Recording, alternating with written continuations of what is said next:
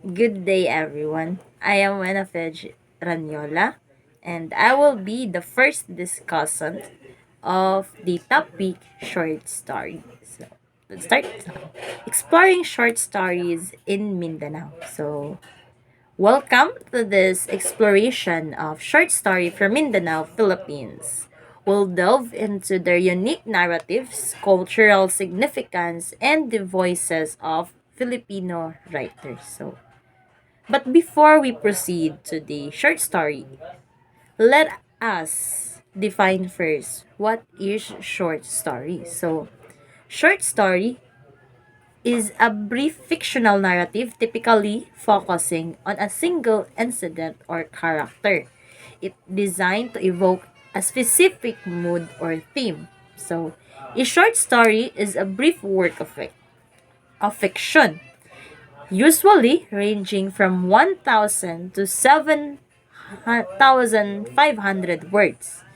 Unlike novels or epics, which have complex narratives spread over hundreds of pages, short stories focus on a single incident, character, or period. Short stories convey a complete narrative experience within a tight word limit. This includes introducing characters, setting up a plot, building conflict, and bringing about resolution, all within a compact space. They capture moments that reveal deeper trust about characters or human conditions. Now, let us have a brief history of short stories in Mindanao. Colonial influence. The introduction of short story to Mindanao can be traced back to the American colonial period in early 20th century. American teachers and missionaries brought this literary form to the region, contributing to its development. Emerging Filipino, now that the teachers in American bring the short story, there are now emerging Filipinos in Mindanao began to explore themes related to their culture, experiences, and struggles. They use the short story format to express their unique perspective and enrich the literary landscape of the Philippines. Now let's go to the short stories in Mindanao. The first short story of Mindanao is Can't Go Out or Dili Puede Mugawas by Elizabeth Joy Serrano Quijano. The story unfolds in a rolling setting where a young girl named Grishel navigates the complexity of her life amid the backdrop of violence and poverty. As darkness falls and rain approaches, the family is confined to their home, filled with the smell of cooking and the tension of recent arguments between her parents. Grishel longs for her father, who often brings home food from his hunting trips. But the family has recently gone to bed hungry after a fight. Yung parents ni Grishel is having an argument about something. So, that's something uh, ma we will be tackling that something along the story. The narrative takes a dark turn when Crishel's father does not return home one night. 'Di ba? Meron nag-away yung mama at papa ni Crishel. Lumayas yung papa ni Crishel o hindi siya sa bahay nila natulog. But hindi nakauwi yung papa ni Crishel. The story reveals that his father na akala niya ay soldier is a rebel pala or rebelde pala yung papa niya. Pero Grishel does not fully understand that. So, hindi niya pa, kahit yung alam niyang rebelda yung papa niya, pero hindi niya alam kung ano yung true meaning sa pagiging rebelde. So, akala niya yung rebelde is soldier. Kasi nga, di ba sa school, soldier lang yung alam niya. Kasi, hindi naman ini-introduce kaagad sa mga elementary yung rebelde. So, after a night filled with fear and uncertainty, Grishel awakens to find her mother in distress, holding her father's blooded malong. So, a malong is a traditional garment or habol. So, it becomes clear that her father has been killed. So, bakit namatay? Kasi nga, 'di ba, rebelde yung papa niya, kaya naman namatay siya. So, nung nalaman na ng mga soldier o ng mga sundalo kung saan yung kuta or yung pinamumugaran ng mga rebelde, so kanila itong pinuntahan at pinaulanan ng bala. So, as gunfire erupts outside the chaos, Grishel family is caught in the crossfire between soldier and rebels. Kasi nga 'di ba, yung tinitirhan nila Grishel is that pinamumugaran yun ng mga rebelde. So, nung pumunta yung mga sundalo sa lugar nila Grishel, nag-exchange ng mga fire or nag-exchange ng mga bala yung rebelde and rebels. So, nagkaroon ng maliit or nagkaroon ng war between soldiers and rebels. So, in a heartbreaking moment, no, despite her desire to go out, kasi nga 'di ba akala niya yung papa niya is soldier and hindi niya matanggap na yung papa niya is patay na.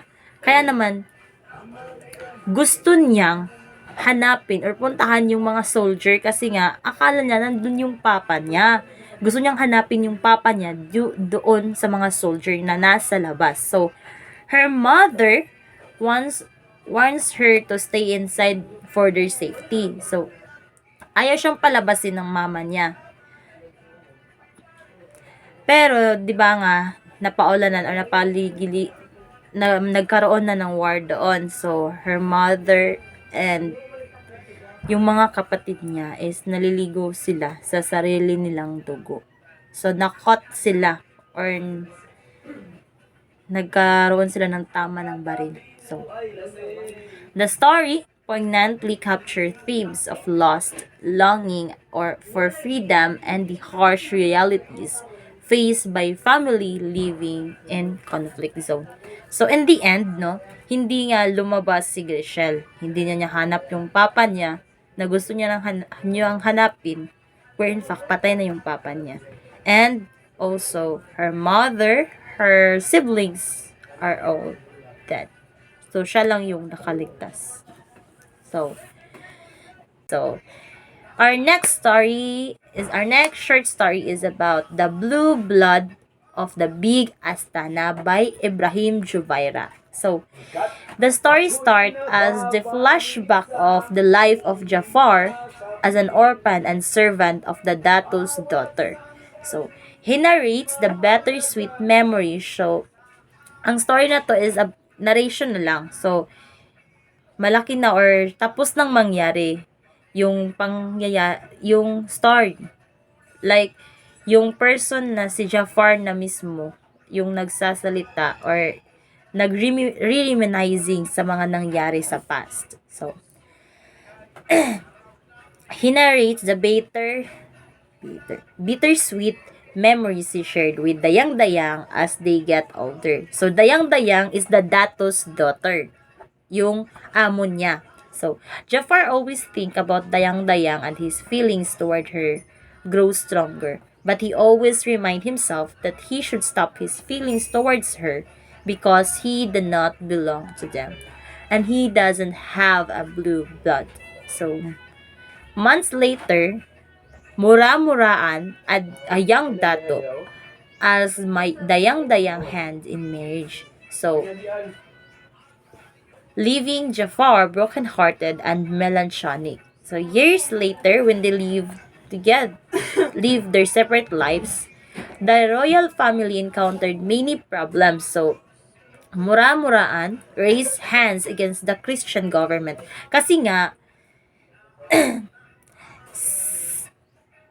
Jafar, Dayang-Dayang, Mura-muraan, or the characters of these stories are Muslim. And they are against sila sa pagdating ng Christianity sa Mindanao. Kasi nga, they thought that Mindanao is for Muslim only. But, here comes the Christian government, no? And, mura-muraan, because nga against nga sila sa Christianity. So, raised hand or yung, ano nga tawag nun? Nagrebelde siya. Like, kasi nga hindi niya gusto yung Christianity. So, inaway niya yung government ng Christianity. And because of that, he was sent to prison. So, Apa and Ambon, which is the parents of Dayang-Dayang, died and majority of their lands and possession. Kasi nga 'di ba, mayaman si Dayang-Dayang, dato yung parents niya anak siya ng dato. So marami talaga silang lands and possessions. So lahat 'yon is na-confiscate. So Jafar went to Bunbon on a business. So 'di ba nga umalis na si Jafar kasi nga they live their separate lives. So Jafar bumalik siya dun sa Bunbon kung saan sila nakatira. Kung saan nakatira sila Dayang-Dayang. So, nakita niya doon si Dayang-Dayang na nagtatrabaho and stress na kay siya dagway. Like, stress na siya because dili siya anad or hindi siya sanay na sa pagtatrabaho kasi nga anak siya ng dato. So, Jafar wanted to help her and take care of her because he misses her and still love her. But he stopped himself because he still has no blue blood and will never be. Kasi nga, 'di ba, yung mga dato or yung mga anak ng dato is considered siya as kung sa ibang bansa pa is considered sila as royalties. Sila yung namamahala ng lugar. So, consider siya as royalty. Sila yung mataas na tao sa lugar nila. And Jafar, being Jafar, is that wala siyang confidence. Wala siyang self-confidence kasi nga parati niyang tinatatak sa isip niya na servant lang siya. Hindi niya ka-level si Dayang-Dayang. Kaya, ayun, hindi niya pinurso yung love niya kang Dayang-Dayang. So, I will end my part here because my partner, which is Miss Bista, will discuss the other poems or the other short stories in Mindanao. So, that's all. Thank you.